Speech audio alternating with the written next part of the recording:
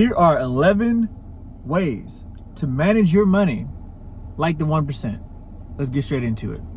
Number 1, pay yourself first. Before rent, before bills, before fun, invest in your future first. Put 10 to 30% of your income towards savings, investments, or assets before anything else. Before anything else. Should you put the 10% up before you pay rent? Should you put the 10% up before you go get groceries? Before. Stop trying to pay yourself after you've paid everybody else. Wealthy people treat saving like a non-negotiable expense, and that's how it has to be for you. Number 2, know your net worth. Wealth isn't about income, it's about what you own minus what you owe. If you don't own anything though, then you have a negative net worth, right? So most people work a job, you don't own that job, so therefore your house that you own is, $100,000, $200,000, $400,000, $600,000, and you're paying it off. Well, you have a negative net worth because you don't freaking own anything, right? Yeah, I guess that's okay, let's back up. I guess technically a house is an asset, right? It can be an asset. It also can be a liability. So I guess I won't put a home in that category. But you get my drift, right? You don't own your job, therefore that's it. I don't know. Just you want your assets to pay for your liabilities. But if you're not making money on the home, is it really an asset? If you don't plan to make money on the home, is it really an asset? And a lot of people are like, well, it is an asset because you can go blah blah blah. But are you actually going to do that? Probably not. Let's just be real. If you're someone who works a normal job and you're a normal person and you're going through life and you bought a normal house, you're probably not going to go and start flipping houses and do it. That's not the mindset that you have. Let's just be real. So if you're a normal person and you buy a house, it's a liability until it becomes an asset, right? Same thing with your car. If you're not going and taking your car and turning it into a rent, what are those things called? Like where you can rent cars and stuff like that, and you're turning it into an asset, it's a liability. It is what it is. Yeah, it's important, but it's still a liability. You want your assets to pay for not just your liabilities, but your expenses in general. Number 3, automate everything. Make wealth building effortless. Automate transfers to savings, investments, emergency funds, and debt payments. Wealthy people systematize discipline. It's not that wealthy people are more disciplined. They've found out how to systematize it. And that's what you want to do with every area of your life. Number 4, spend intentionally, not emotionally. Don't buy just because you can.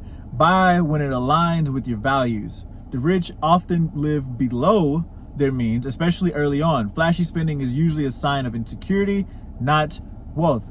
Also, understand there's ratios, right? If you make $80,000 a year and you have an $80,000 car, that's not that smart unless you have a big family and you need an $80,000 car because you can't fit in a smaller car.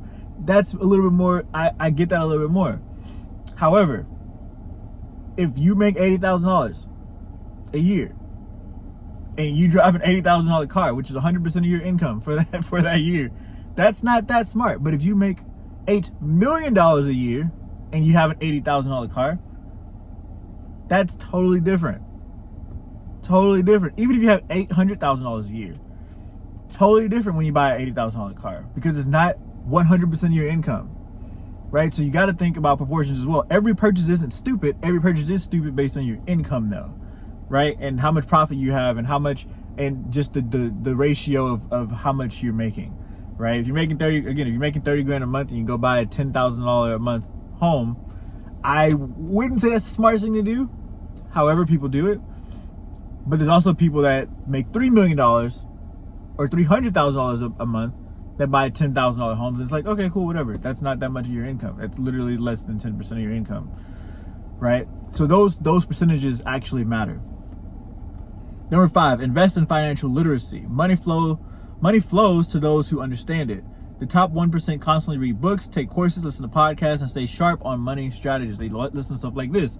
They go to actual conferences. They read books on how to actually create wealth. If you don't understand wealth, why would you ever acquire it, right? if you're not looking to get it, why would it ever just pop up in your lap? You know, you gotta. It takes action to get the result. People aren't just lucky, you know. Number 6, make your money work for you. The wealthy don't trade time for money. They invest money to buy time. Stocks, real estate, businesses, or even digital assets. They put their dollars to work so they don't have to. Go watch the last video I did, or it may not be the last video I did, but I just did a video recently on this titled 9 Reasons Why Your Job Will Never Make You Wealthy. Go watch that video to learn more about number 6. Number 7, use credit strategically, not emotionally. The rich use credit to build leverage, not debt. They pay balances in full, use rewards, and build business credit. The poor use credit to live above their means. Everything you have is a tool. Even your credit. You can use your credit to go create assets, or you can use your credit to go buy liabilities. The choice is yours, but each choice that you make is going to give you a different result. And understand that you can use credit strategically, or you can use credit emotionally. Totally up to you. Number 8, have multiple streams of income. One paycheck equal 1 point of failure. The 1% almost always have income from multiple streams of income. Investments, businesses, royalties, or even side hustles. Now, I love and hate this one because is it true? Absolutely. Is that where they start? Absolutely not. You got to find one thing to do, and you got to do that one thing until it works. And when it works, then you can start pouring into other buckets. But go fill up the first bucket first. Go start that business and go build that business to become a successful business, and then go jump. Whether that's content creation, whether that's creating a business, whether that's whatever you're going to do that one thing first until it overflows. And when it starts to overflow, then you go create other incomes. Don't start off doing 8 different businesses and be like, well, I'm just doing 8 different businesses because they said that I need to have multiple streams of income. No, that's don't do that. Don't do that. But the goal is to have multiple streams of income, just not multiple streams of income at the beginning.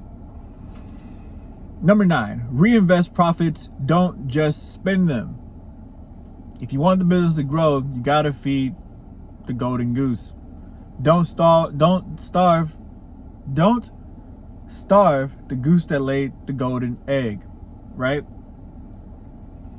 Most people get extra cash and upgrade their life. The rich reinvest it. They build more income producing assets, not liabilities. Number 10, delay gratification, win big later. This one right here is also really big for people that work jobs. They don't understand how to delay gratification. They want to spend their money on the weekend 100% of the time. They work all week. They're like, damn, I need to do something fun this weekend. So friends, we're going to go out. We're going to hang out. We're going to do this. We're going to do that. So let's all take the money that we spent this week and let's go spend it right now. Okay. Wealthy people think in decades, not weekends. The discipline to say not yet leads to massive compound rewards over time.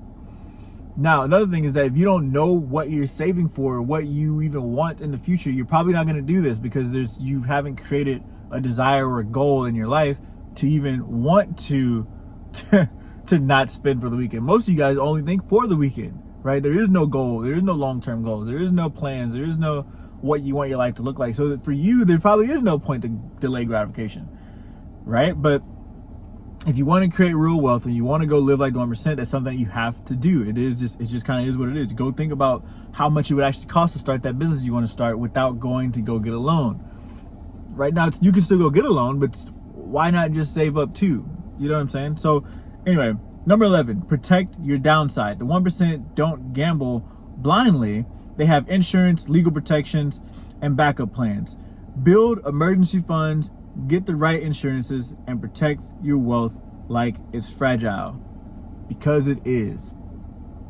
Because it is. You spent your entire life building this thing. Protect it. Don't just put it in a savings account, or don't just like treat it like you actually value it, right? So take care of it. So I'm going to go back through these 11 tips to manage your money like the 1%. Number 1 was pay yourself first. Number 2, know your net worth. Number 3, automate everything. Number 4, spend intentionally, not emotionally. Number 5, invest in financial literacy. Number 6, make your money work for you. Number 7, use credit strategically, not emotionally. Number 8, have multiple streams of income. Number 9, reinvest profits. Don't just spend them. Number 10, delay gratification. Win big later. Number 11, protect your downside. And like I said, these are the 11 tips to manage your money like the 1%. Catch you guys on the next one. Peace.